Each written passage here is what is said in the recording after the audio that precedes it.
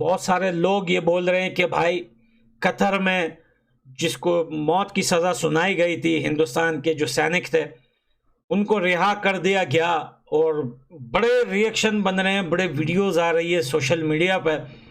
लोगों ने अपने दुकानें जो है चमकाई हुई है कि जो है नरेंद्र मोदी जी ने जो है वो सैनिकों को कैसे छुड़वाया जिनको मौत की सज़ा सुनाई गई थी। एलएनजी जो है उसकी डील की वजह से उनको छोड़ दिया गया। अब कतर जो है वो पैसों के लिए।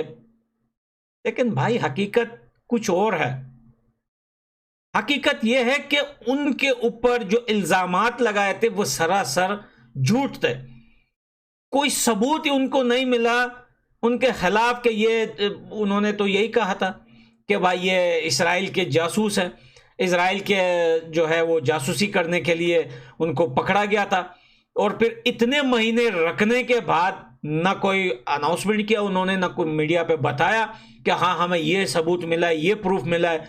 बिना कुछ बताए या बिना कुछ दिखाए उन्होंने डायरेक्टली जो है वो मौत की सजा सुना दी।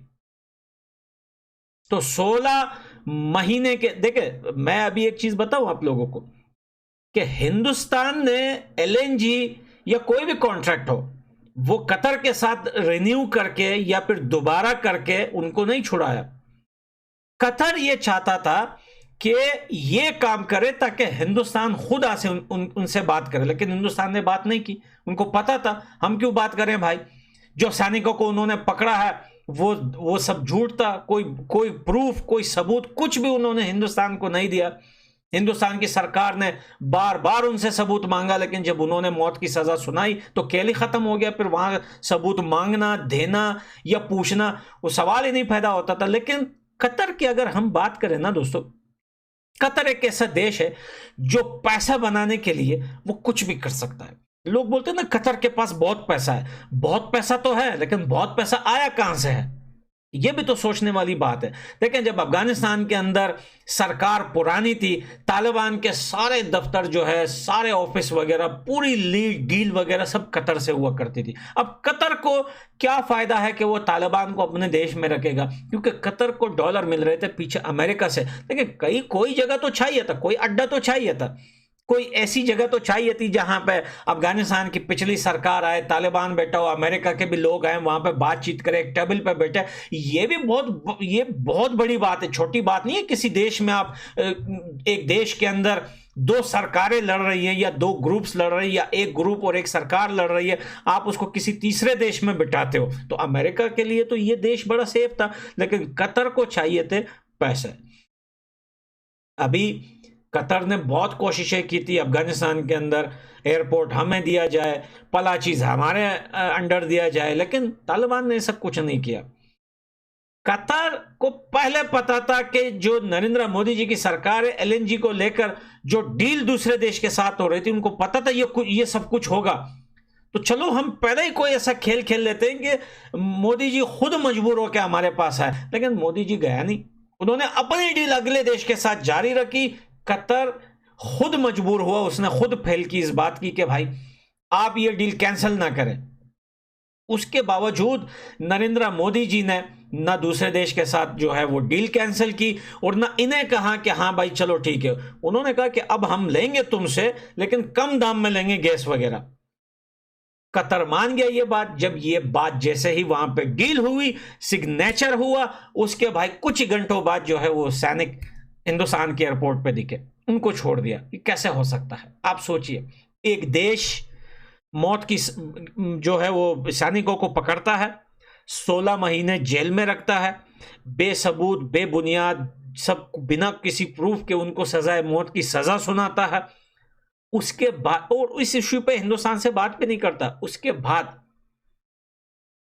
खुद ही उनको छोड़ देता है। तो ये मसला सारा पैसों का है। पाकिस्तान तो इन सैनिकों को लेके काफी ज्यादा खुश हो रहा था कि भाई हिंदुस्तान के सैनिकों को देखो भाई मौत की सजा सुना दी, मजा आ गया भाई, कतर ने ये कर दिया, अब लटका देंगे, ये कर देंगे, हिंदुस्तान कुछ नहीं कर सकता। भाई मैं पाकिस्तान को एक बात बताऊं, यहां पे दुनिया बदल चुकी है। ये पुराना जो आप सिस्टम चला रहे हो ना, ये वो सिस्टम नहीं रहा। अभी यहां पे दुनिया में अगर कोई बात होती है तो वो पैसा करती है। दुनिया का अमीर से अमीर आदमी ना, जिनके पास पैसा है, उसको पीएम बनने की जरूरत नहीं है कि वो दुनिया उसकी बात सुने। पैसा आगे करेगा तो बात दुनिया सुनेगी। तो हिंदुस्तान के पास पावर है इस टाइम, ग्लोबल पावर है और ग्लोबल पावर बनेगा भी। और ये बात सिर्फ पैसों तक नहीं है कि हिंदुस्तान के पास पैसा है, भाई पैसा है तो अपने लिए नहीं, हिंदुस्तान ने अपने बिजनेस बिछाए हुए हैं दुनिया में। जड़े जो है, जैसे अमेरिका तो देखे जंग के दिमाग से चल रहा है, चाइना जो है वो कर्जे दे के चल रहा है, लेकिन हिंदुस्तान की पॉलिसी बड़ी अच्छी है, वो बिजनेस ले देकर चल रहा है। और बिजनेस एक ऐसी चीज है दोस्तों जिस पे ऑब्जेक्शन भी नहीं लगते, अवाम भी खड़ी नहीं होती, ये देश हमारे देश में क्यों आया, ये कंपनी क्यों खोली, ये ऑर्गेनाइजेशन क्यों खोला, ये कार हमारे देश में हिंदुस्तान क्यों बनाएगा। अच्छा, आईफोन अब जो है अमेरिका के बजाय या चाइना के बजाय हिंदुस्तान जाके जापान में आईफोन बनाएगा, ऐसा ऑब्जेक्शन कोई नहीं लगाता। तो हिंदुस्तान ने बिजनेस को बिछाकर जड़े जो है वो लगा दी हैं बाकी देशों में। लेकिन चाइना और अमेरिका की जो पॉलिसी है वो देर तक नहीं चलने वाली। आपने देखा अमेरिका की पॉलिसी वियतनाम में नाकाम हो गई, इराक सूरिया में नाकाम हो गई, अफगानिस्तान के अंदर पीट पीट के निकले ये लोग, पिटाई हो गई इनकी। चाइना को देखे पाकिस्तान के साथ मसले खराब हो गए उनके, वहां से भाग गया।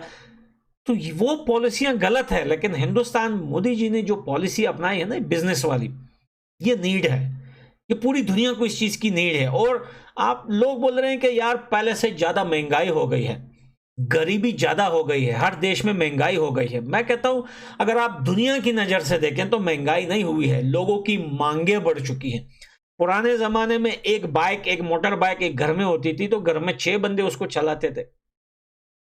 कुछ बाहर से खाना लेके आते, सब्जी वगैरह घर में पकाते, सब मिलके खाते।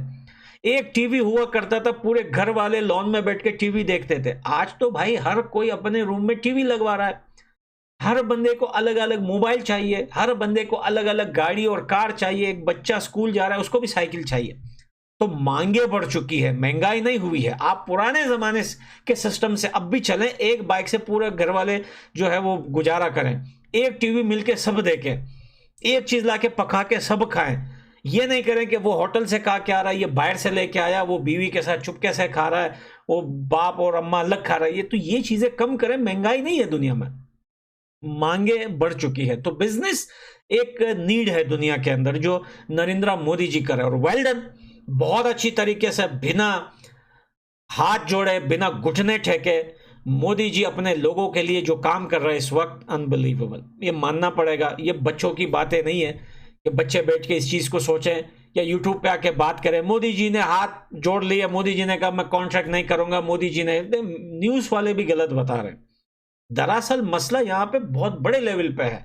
और मैं सलूट करता हूं नरेंद्र मोदी जी को, उनके इस दिमाग को कि वो दुनिया के साथ बिजनेस लेवल से जिस तरीके से वो आगे बढ़ रहे हैं ना, हिंदुस्तान बहुत आगे जाएगा। और जिस तरीके से वो बाकी देशों के साथ रिलेशनशिप बिजनेस को लेके बना रहे हैं, दुनिया को अब नीड है हिंदुस्तान की, दुनिया को जरूरत है हिंदुस्तान की। तो लव यू दोस्तों, अगर मेरी बातें आप लोगों के समझ में आ गई हो तो कमेंट सेक्शन में जरूर बताना। मैं मिलता हूं अगली वीडियो में, बाय बाय।